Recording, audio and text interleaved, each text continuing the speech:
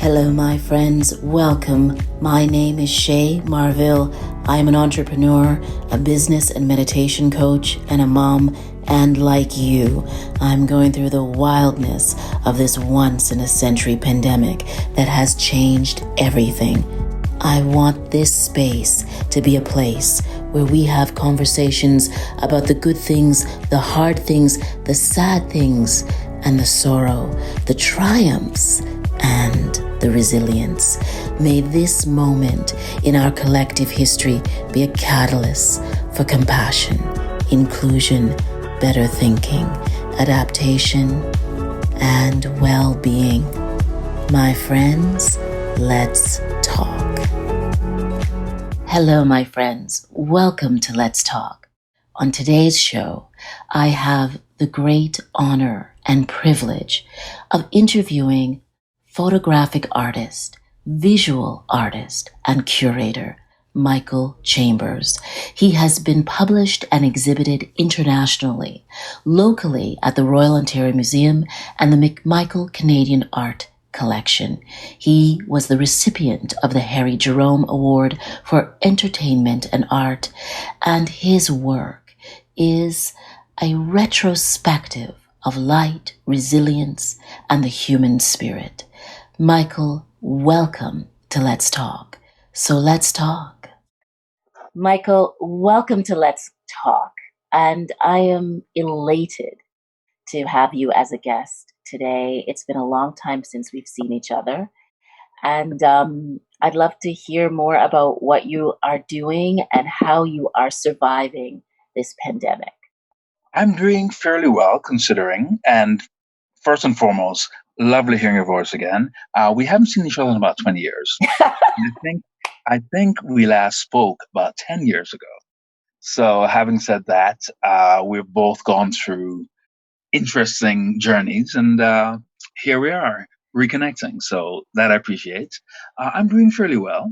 Uh, the situation we're in right now, internationally, or I should say globally, uh, I think has taught us a lot about ourselves and about the things that matter. As a creative person, we've always had to really rely on digging deep down for information. Um, Basically, our inner moods, our hurdles, our successes, those things actually inform what we produce as creative people, whether it be visual, uh, audio, or the performing arts.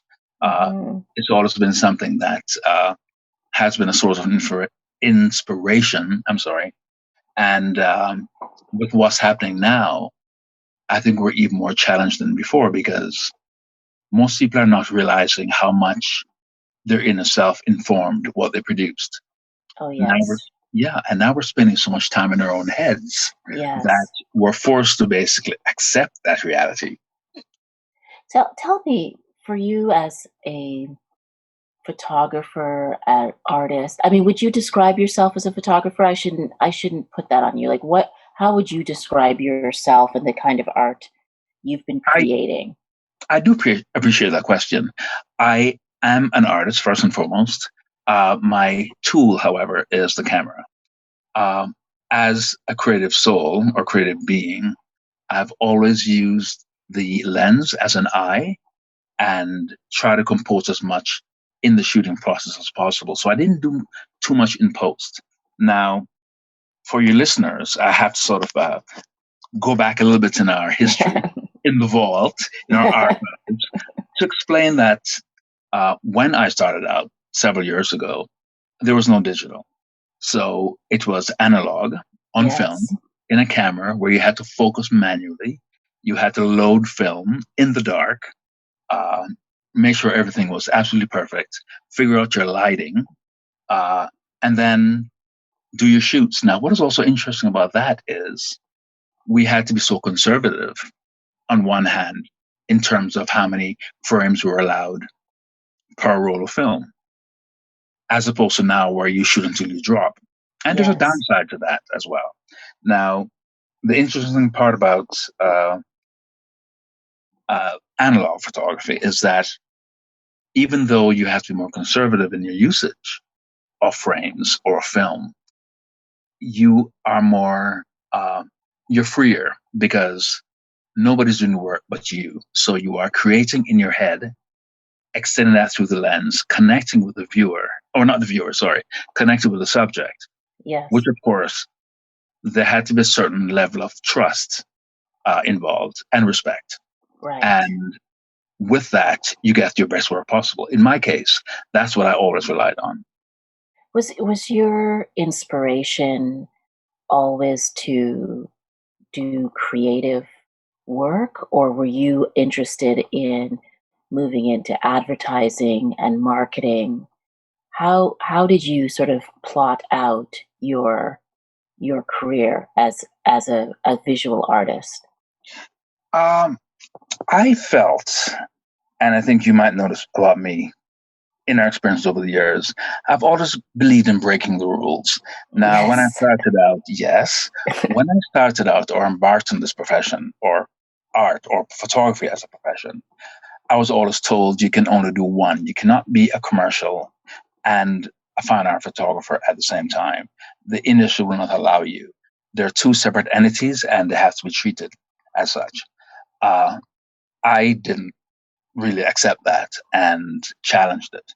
In Mm, challenging that, I got into a lot of trouble mm, because I tried to um, merge the two. I felt that commercial photography was somehow underestimating the intelligence level of its viewer. mm, And I also felt that fine art photography was a bit too elitist with too many rules. So I went in there, and I think it comes from my upbringing too. My parents have always been, I wouldn't say nonconformists. I mean, they're very religious, they're very structured Jamaican parents who were so much in love with each other and loved their kids. But I think the love they gave us was probably the best gift of all, which was sense of self and believing that whatever you believe is possible will happen. So I was fearless yes. and I didn't think rules were something that should have been in my path. However, they were simply obstacles that I had to overcome. What was it like becoming an artist at the time when you became an artist, and also coming from a Caribbean family? The reason I ask about the Caribbean piece is that, and this may be a generalization, but it is my experience. A lot of Caribbean families are very focused on their children being successful in areas that are not necessarily art related. I know that's changed now, but when we were growing up, it felt like a lot of Caribbean parents were really focused on you have to be an accountant or a lawyer, doctor, teacher. Was There, art a part of your upbringing?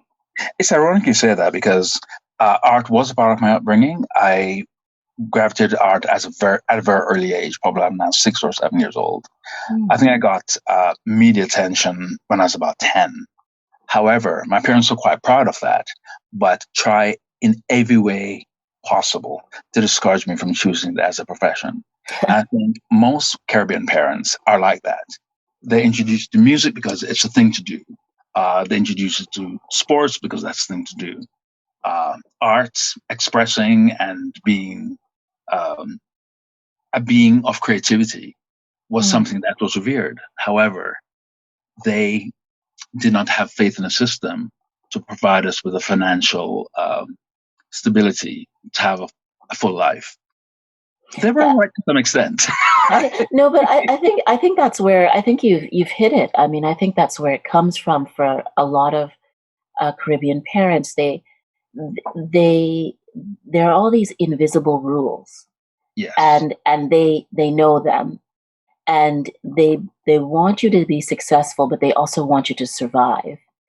And being an artist or being out of the box, being an out of the box thinker, isn't always the way that they think you can survive. Now, of course, now we know that there's so many different ways to be in the world.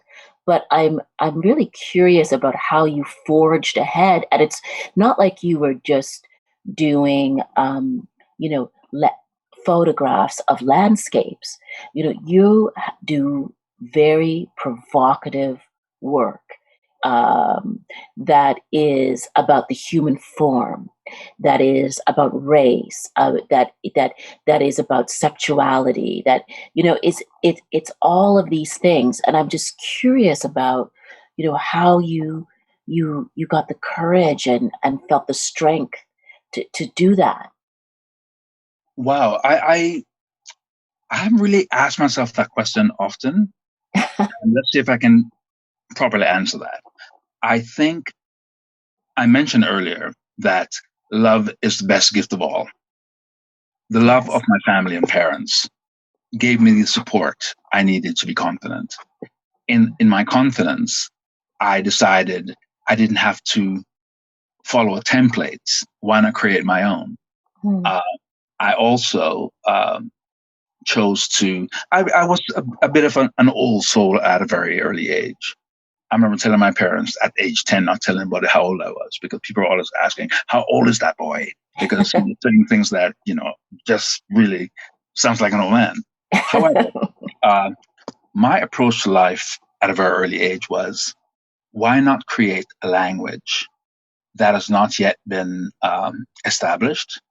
And I Hmm. felt as a visual artist, I could do that. So I spent a lot of time on my own in my room, figuring out how to tell stories. And basically, I'm a storyteller. I try, and I hope I've accomplished that goal, but I've tried to tell an entire story in a single image. What I Hmm. try to do is invite the viewer to be a part of the process. The process being, I present a vision, I present a platform, I present an emotion and an experience. I present it to the viewer and hope for a response. Another thing I thought of quite consciously was to make sure the viewer didn't just look at my work or be in the same room as my work. So I always found an angle to seduce the viewer to spend more than 2 seconds looking at it. So there are always layers and layer on the layer. And they'll see the beauty of something or someone or shape or form or even a landscape if necessary. And before they could glance away, something else would pop up.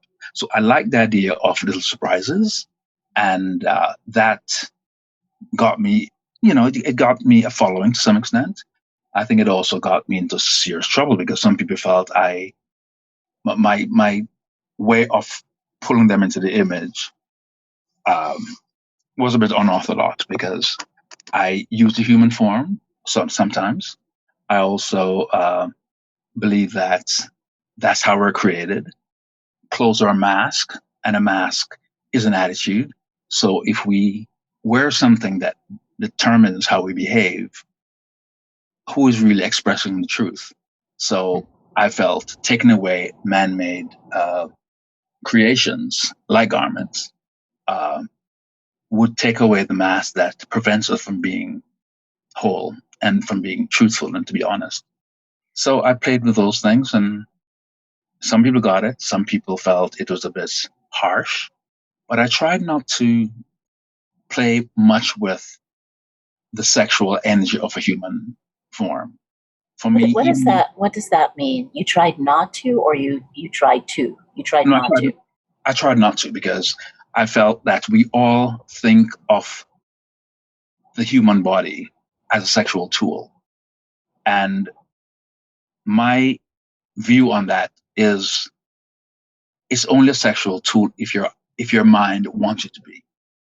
If you're engaging uh, an energy that determines that what you're looking at is sexual. So what Mhm. I often did was, even if somebody was completely nude and full frontal, the eyes would be my focus, and I made sure of it. Uh, Yeah, it's very delicate because you're not necessarily exploring eros or sexuality per se in the picture, but you are exploring the human form in its nakedness and telling a story from that position. It's a Exactly. very delicate sort of Yes, process. I agree. Oh, may I ask what role for you race and showing different types of Black bodies played in your work over the last 3 decades? You're being kind. Yes. Um, I would say it played an important part, but it wasn't about my blackness necessarily. It was about all people of color. I felt when I studied fine arts at York University, and all the textbooks we had and all the information that came through art history excluded um, non-European forms. And I felt, again, like challenging the norm. Why not create a universal message through a face, the melanin, the shape of a body that is not necessarily of European descent, but can speak an international language. So I think the first test in that arena was when I had a show in Tokyo back in '93. And there's one image I took, and I think you might have seen this one, Shay, of a woman standing on a boat completely covered Yes, in sand. yes, I love And that. yeah, thank you. And the response there it was in recognition of Hiroshima. Hmm. So again, I felt it was possible to speak to all people through Black imagery and not have it be only a Black story. Uh, I was challenged to let the human language incorporate all peoples. I've also photographed Asians, South Asians, Aboriginal peoples, and again, telling their story from their perspective, but also telling mine and hoping to invite people into the experience of what our lives can be like. Now, when it comes to race, as you mentioned, I try not to use that term race because I think the human race at this point needs to be recognized. And I mean, I didn't have a problem with that term 20 years ago, but today I think we have to stop the borders.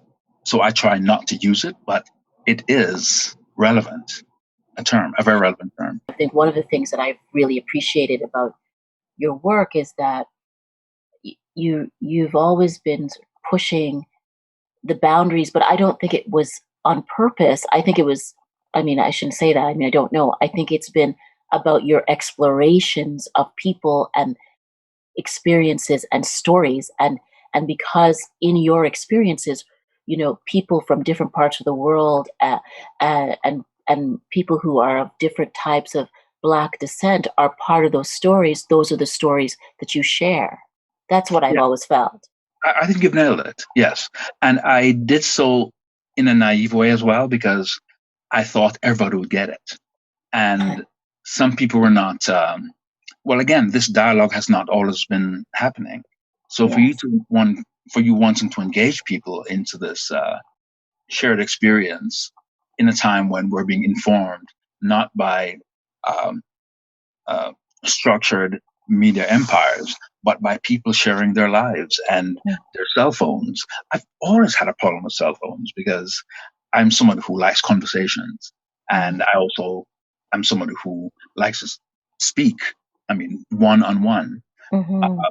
The cell phone became a tapping tool, a nudge, because people started texting and only texting.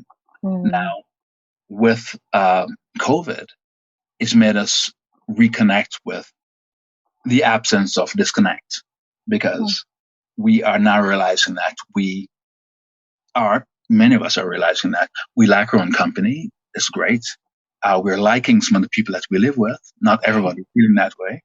Uh, but at the same time, we are experiencing some sense of trauma in that arena because it's not by choice. That's right. So That's people right. are, yeah, and I think people are still reaching out to connect and not present themselves as vulnerable. I'm Mm. very proud to say I am vulnerable. And I think there's a strength in admitting that you're vulnerable. I think one's inability not to be vulnerable is really living in a cave. Uh, Mm. and I also believe, especially with all that's happening with us now, we're going through many things. We're going through um, an age of electronic communication. We're going through an age of racial, cultural, and um, political awareness. And then there's a virus that's a pandemic that's affecting everyone. It's even affecting animals. I mean, you Mhm. go for a walk by yourself because you're not seeing anybody you know.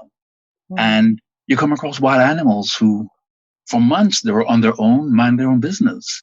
Mm. And all of a sudden, we're back out and they're realizing, oh, people. And they're coming up close to you. And you're realizing, wow, they are reclaiming their planet. Huh. I had a skunk try to engage with me once, got really, really close. And I couldn't move because I know what a skunk will do if you freak out. Right, So right. I stood there and the skunk got closer and closer and just parked. And I just decided, okay, I'm not going to move. I mean, begging, don't get any closer. But the fact of the matter is, we have cleaner air. People are respecting relationships more. People are learning how not to be so disposable with Mm. our contacts, our relationships. We work on things. We make things better. We try to make things better. And I think we're also learning about ourselves. We're digging deeper into our souls because, quite frankly, we spend a lot of time in our own heads. Yes. Yes. It's a And complex emotional time. I very don't much in time. and I don't know how well equipped most people feel to to do what you just said, be vulnerable, be emotionally open, or even have the language of emotion so that they can express how they are feeling right now as they go through this very traumatic time. And it's fascinating right now too, because there's a lot of tragedy, but there's also this bounty of freedom around starting to imagine yourself differently, starting to imagine the world differently. And we don't exactly know when it's going to end, but we're in this thing and we can't look away, but And yet we can look internally. we can look internally. And quite frankly, in addressing what you just said, I'm hoping it never goes away because it's now feeling as though we are, and I'm not saying I am, but I think as a collective, we can say we are now being given permission to think freely and to express freely and not Mm, be afraid to stand up for what is right and what we believe in. And honesty. One thing I've always adored about kids and old folks, they're very similar, is that they don't care what you think because they don't really have to filter for you because it's not something that benefits them. mhm. Kids are so honest that because they have not been taught to be otherwise. Yes. Adults have lived such a full life and they've played all the games and abided by all the rules that they're saying, I'm old enough to do as I damn well please. So Mhm. listening to older people and listening to kids, forgetting about the rest in between, it's like a wealth of information and the respect I get from them and the respect I have to give them because they are being so true to themselves. Mm, Now, I think it's important to realize that we live in a society where we often have to adjust, conform, and mm, there are those boxes you talked about, Shay. We all, for a long time, had to fit inside a box. In fact, in some arenas, you had to fill out forms where you had to yes. put yourself in boxes. And as annoying as that might seem, it was very real. As restrictive as it was, um, we didn't um, object in an aggressive way because, like for example, we talk about um, referring to people as being difficult. Mm, that one label said by one person in some awkward situation can affect the rest of your life. Yes. And especially if you are of melanin or of color, Yes. it's a death sentence, career wise. And so we have to play that game and play it well. Now, with COVID, now with George Floyd's, now with everyone being a reporter because videos don't lie, we're realizing this is all that's been going on. And we sometimes felt these didn't happen in past times because probably something happened to provoke it. Now we're seeing the reality that some people just have issues and issues with others and express it in very dangerous ways, sometimes causing death. I don't mean to be depressing here. I'm sorry. No, you're not. But this is the thing, I mean, that's actually a very profound point you've made. One of the things is talking about the things that hurt us. I don't think it should depress us. I No. think that's part of what we need to be able to express and see, and express when something pains us or hurts us. I think it's when we are always denying that Yeah. these things are happening that causes a whole other kind of pain where you have to filter your emotions even and your responses. And of course we shouldn't hurt each other, but although we do hurt one another sometimes with the things that we think, but we should be able to express how we feel. I I'm wondering, just as we go down this road on this conversation, do you feel do you feel safe as a man of color? Do you feel empowered at this time in our history? Yes and yes. I feel safe because I am I'm very determined to live my life. I'm very determined to stick to what I believe in and stand up for what I believe in, as well as people I believe in. Um, I also feel that I'm at risk when I do it out of context. If I do it around people I'm not familiar with, who might retaliate based on their insecurities. My being confident, male, and black does not mean I dislike you. It just means that I like who I am. Mm-hmm. And for some people, that poses a threat. And I've had people ask me in the past, what makes you so confident? And of course, I have to ask, why would you question me on that level? Because would you ask that of someone else who didn't look like me? And Mm-hmm. quite often that question was not able to be answered. Uh, Again, I go back and talk about love. Love gave me the confidence to be who I am. It gave me permission to speak and not be afraid of someone's objections to my beliefs. Also, what I think is important now is that I often say that, especially as a male, especially as a black male, we need to give our boys permission to cry. Because Yes. far too often, I mean, we go through a lot of pain. And I don't even remember the series I did when we first met. A lot of backscapes with Yes. bodies with no heads. Yes.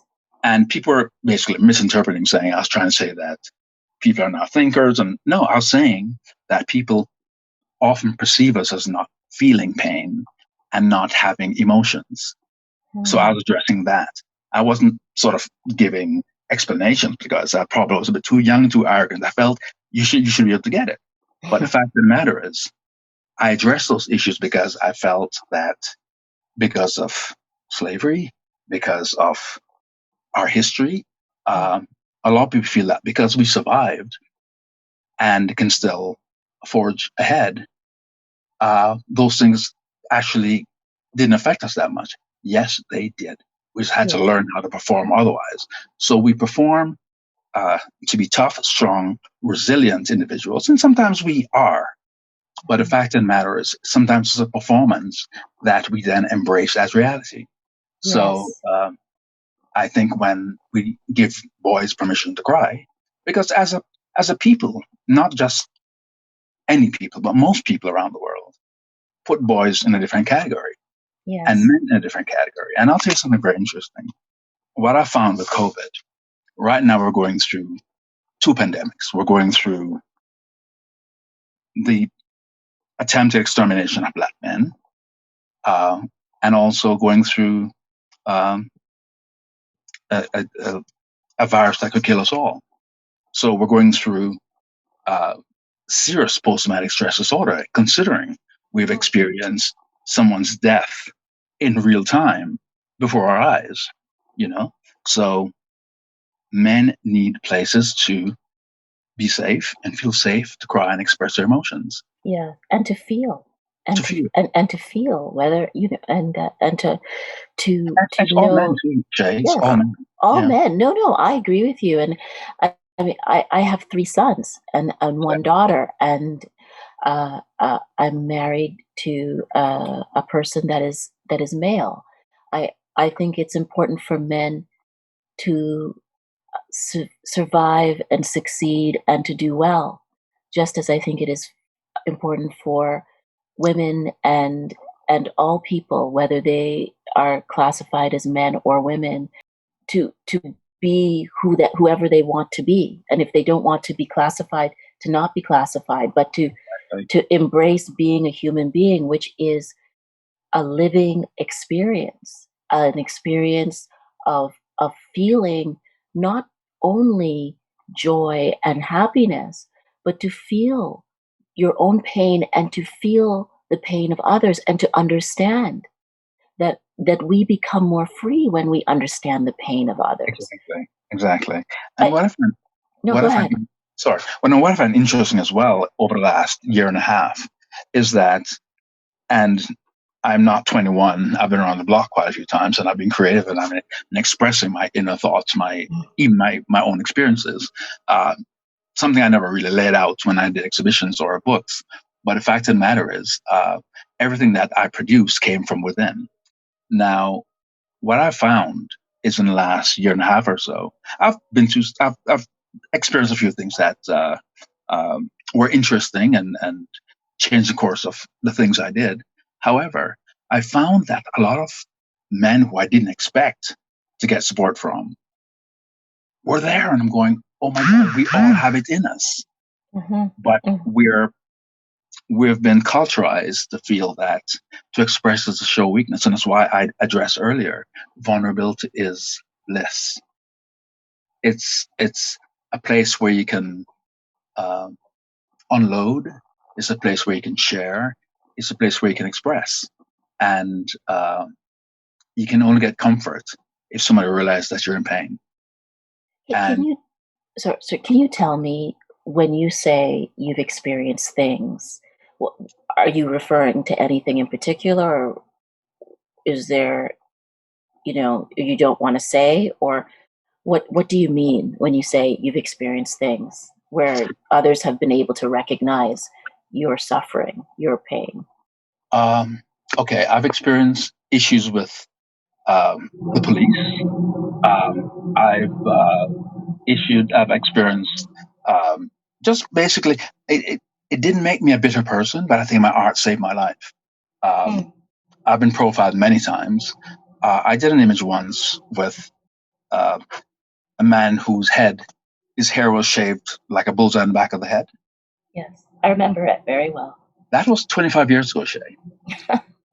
Exactly. And I got a lot of flack for that Yeah. from all people, from my people, from everybody else. Some people felt I was being too aggressive about race relations, and I was uh, attacking the police, and I was uh, inviting people to shoot the back person in the back of the head. I wasn't doing any of those things. I was basically responding to a shooting that became national news, but I was also responding to a gun being pulled to my head once at a traffic stop.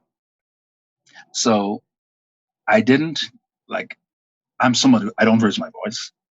I try not to get angry, and so therefore my art was my refuge. So whenever he saw me spitting out these things, it came from somewhere. Uh, Yes. I've only been able to really address those things in the last few years, but I've been at this for over 3 decades. And Yes. I mean, not everything was as mind-boggling as what I've just mentioned, but Mm. some subtle things I had to address. I had to address stereotypes. I had to address even people from our community who are in denial of certain things Yes. and feeling their privilege would exempt them from certain behaviors from others. But I also think, like even when I talked about clothes earlier, I do believe that many of us feel when we put on a garment, it reflects who we are. And that perception by others coming to a conclusion about who you might be, sometimes we internalize and become what we're interpret or what we're perceived to be. So therefore we become that. Yes.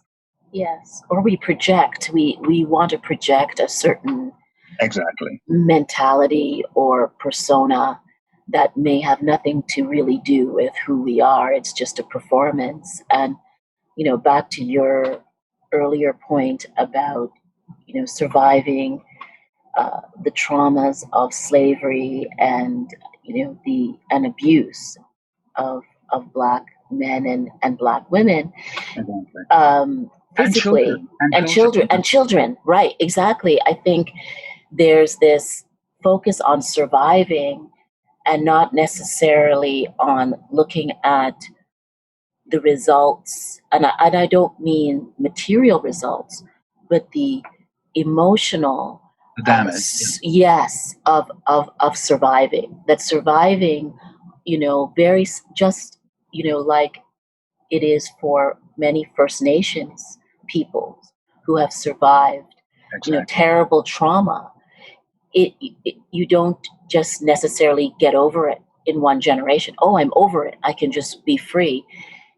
It's passed on, and I do think also I'm so glad you brought this up, because I think one of the things when we do talk about slavery that that people often focus on is, they focus on the survival, but I think also it's so incredible There's the a yeah. resilience of people who have gone through that type of generational suffering and have survived.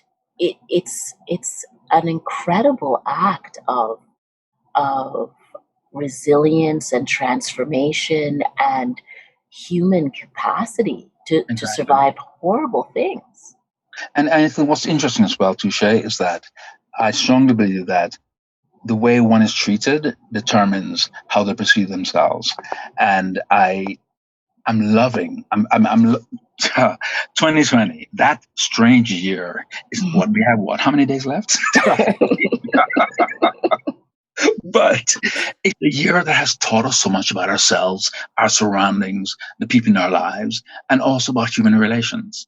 Uh, this year has taught us to revisit, taught us to be expressive, and thank God for social media, and thank God for um uh, cell phones, because now we're reporting the reality that most people never would have imagined otherwise.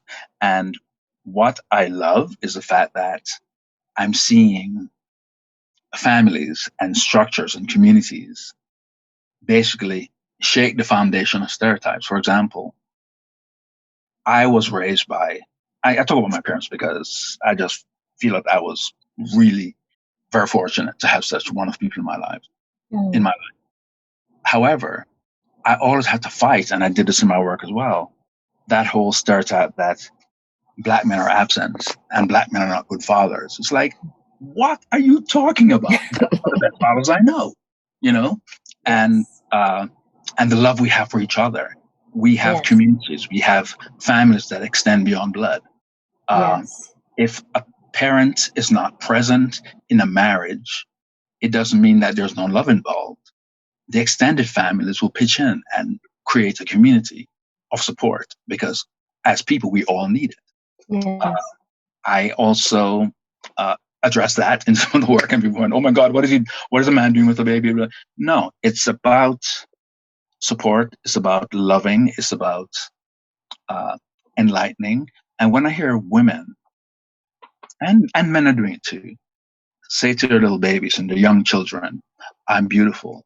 I'm powerful. I'm courageous. I'm the best. I will achieve whatever I pursue." That is something that the system really kind of took away from many people, Blacks, First Nations people, for a long time, and affected basically the challenges that we were not able to overcome. It became a weapon of destruction. Hmm. A weapon of destruction.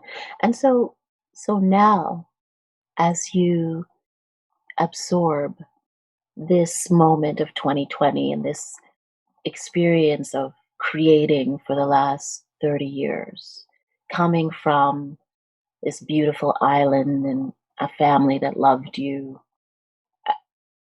how what is next for your work, for your art? Where what are you exploring now? I don't think I'm doing anything different than I have over the last 30 years. But what I've realized now, especially now in 2020, is that I've always celebrated people. I've always uh, I've celebrated people's resilience. I've celebrated people's courage. I've celebrated people's willingness to be vulnerable and also to be strong and sometimes manipulate the thought process to basically flip the cards regarding stereotypes. Now that many years have passed when I've been doing much of the same thing, it's not just been a Black thing, it's a people thing. Yes. Some people are now saying to me, well, what are you doing now? Because with George Floyd and Breonna Taylor and Regis and so many others, we expect to hear something from you. And all I can say is, well, I've done it for 30 years. Just Google me. You'll see it. So I'm not willing at this point to regurgitate that because so many people are jumping on that wagon. And I'm not calling the wagon to be disrespectful, but so many people are becoming aware of these realities. And there's some who basically are getting woke. I love that term. So I don't want to be woken again. I've been down that path and I've said my piece. And now I want to keep celebrating. I want to celebrate people and children and the environment and contributions. And I think history, love, oh my goodness, that powerful tool. That's not a weapon, that's a tool for success. For someone once asked me, what was my definition of success? And it was about accomplishments. And I said, you know what? Happiness. That's the best gift we can give to ourselves. Yes, it is. And I think you've always talked about love. You know, when you've shown your work, you've always talked about it coming from a place of deep love. And love is about well being, it's about joy, it's about forgiveness, it is about our capacity to listen to each other. Listening is key too. Yeah. It's amazing. It's amazing. Another thing too, you asked earlier about obstacles, and I'm at this point really investing a lot of my energy into taking care of your body, mind, and soul, because it's a marriage that can only create success. And I have seen and experienced health issues over the years, and I took time out and just learned about my body, and I came through okay. But the thing is, we really have to pay attention to what we put into our bodies. So I'm putting out some images regarding food. I'm telling you way too much, but I've basically become a well-being by eliminating certain things from my diet and embracing certain things. And yeah, I it's love this. I love this. So when you come back I'm coming on back. yeah, of course, of course. We're just at the beginning of this. We are just at the beginning of this. We'll have to talk about food because that's been a huge thing this year. 2020 Yeah, food has been really important, and it's such an important part of being with people and showing love, and also it can be bad for you, but it also can be really good for you. So we have to talk yeah, about that, and about exactly. well-being. You'll never I'll never say no to talking about well-being, because I think you know art and love, those are all things that help our well-being, and Oh yeah. the more well we are, the better we are for the world. Yes, and for ourselves too, because what I think you Yes. mentioned art, which is of course my platform, basically, but I think art is food for the soul, and for one to step out of their own self and experience someone else's expression, music does that, drama Mm, does that, even fireworks can do that, but visual arts can mm. take you to a place that you've never been before. Travel, Yes. yes, as well. But it's all about experiencing. And I think what keeps us young is growth. And Yes. what keeps us healthy is an open mind. And when you stop growing is when you start to fade because you're Mm. not stimulating yourself enough. So I love travel. I love people. I love conversations. I love art. And that's why I talk so much. Well, Michael, I love you. I have a great appreciation for you. I am so grateful to have known you for this many decades, and I really appreciate your work and the truth that you bring to the marketplace of ideas. I want to wish you continued health and success, and I look forward to you coming back onto the show. I thank you so much, and I will extend my appreciation for what you have done over the years. We met at a very interesting time in our lives, and Yes. we learned from each other, and we got to realize the beauty in each other. Um, Yes. Many years have passed, and this is interesting that this is our first conversation on this platform in so many years because Yes. we were coming from a raw place. You Yes. established your life, did amazing things. I went to a place where I was quite comfortable. And meeting here at this moment in conversation with you is a delight and an absolute joy. And I look forward to doing it again. My friends, thank you for joining me in the pod today. Thank you to my guest. Thank you to all the people around the world listening. Keep subscribing, keep sharing, keep sending your feedback. We are just getting started. And thank you to my amazing team led by Stacey Maynard. Extraordinary. Ciao for now. See you soon. Be well.